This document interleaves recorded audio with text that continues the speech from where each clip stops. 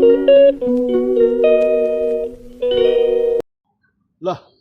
नेपालबाट सिजनल भिसामा आउनेहरूको बिजोग छ है पोर्चुगलमा। 2 वर्ष अगाडि, सायद 2 वर्षै होला, 2 वर्ष अगाडि चाहिँ एउटा नेपालको शरद गुरुङ भन्ने दलले चाहिँ पठाएको रहेछ सिजनल भिसामा 18 जना मान्छेहरू होइन।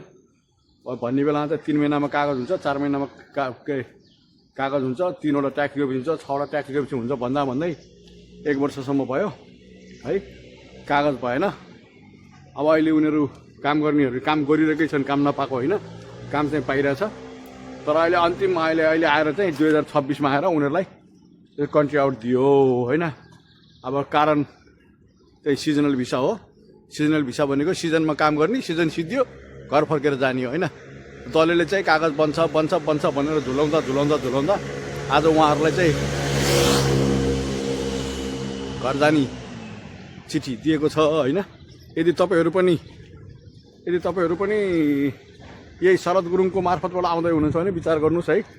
यो तपाईँलाई फसाउँछ है यसलाई त मैले पनि मुद्दा हालेर नेपालमा कम्पनी बन्द गराएको हो पहिला होइन, 2016 मै है।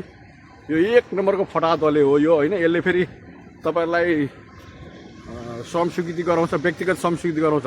त्यो व्यक्तिगत श्रम स्वीकृति गऱ्यो भने के हुन्छ भनेदेखि भोलि तपाईँलाई यहाँ अप्ठ्यारो पर्यो भने कसैले हेर्दैन तपाईँलाई, न कम्पनीले हेर्छ न राज्यले हेर्छ, कसैले हेर्दैन।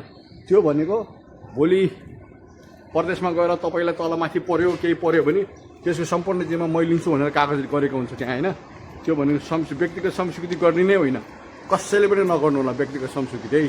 त्यो व्यक्तिगत संस्कृति गरेर आउनुभयो भने एम्बेसीले पनि हेर्दैन तपाईँलाई, किनभने त्यो तपाईँको रिक्स आफैले लिनुभएको छ नि त त्यहाँ होइन। त्यो रिक्स तपाईँले आफैले लिनुभएको छ, त्यसकारण त्यो गर्दै नगर्नु होला संस्कृति चाहिँ है। उसले गरिदिन्छ के अरे संस्थागत संस्कृति गरिदिन्छ भने आउनुहोस्, भोलिबाट नआउनुहोस् है त। अब यो भिडियो कोहीले हेर्दै हुनुहुन्छ, यदि पोर्चुगल आउने सोचमा हुनुहुन्छ र शरद गुरुङकै ठाउँबाट चाहिँ आउँदै हुनुहुन्छ भने, तपाईँको साथी कसैले हेर्दै हुनुहुन्छ भने यो भिडियो उहाँहरूलाई भनिदिनु होला होइन।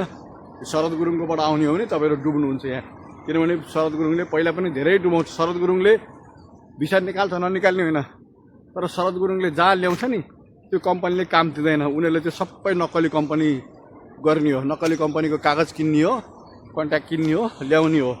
त्यो कन्ट्याक्टले मान्छे ल्याउने मात्रै हो, तर काम नगर्ने अन्त है। त्यसकारण तपाईँहरू चाहिँ गुरुङको थरबाट गुरुङकोबाट यहाँ आउँदै हुनुहुन्छ भने तपाईँहरू डुब्नुहुन्छ है, विचार गर्नुहोस्। मैले त 16 मै मुद्दा हालेर त्यसको नेपालमा भएको बिभी इन्टरनेसनल भन्ने कम्पनी बन्द गराइदिएको हो होइन। के गर्ने, अब मैले चाहिँ पैसा फिर्ता लिएँ नेपालबाट चाहिँ आएको। मैले त्यो बेला म 9 लाखमा आएको, उसले टिकट कटाएर मलाई 6 लाख रुपियाँ फिर्ता दियो। त्यस कारण तपाईँहरू पनि त्यसैकोबाट आएर यहाँ फस्नु हो भने मुद्दा हाल्नुहोस्, पैसा फिर्ता दिनुहोस्। 1 नम्बरको फटा हो यो मान्छे है।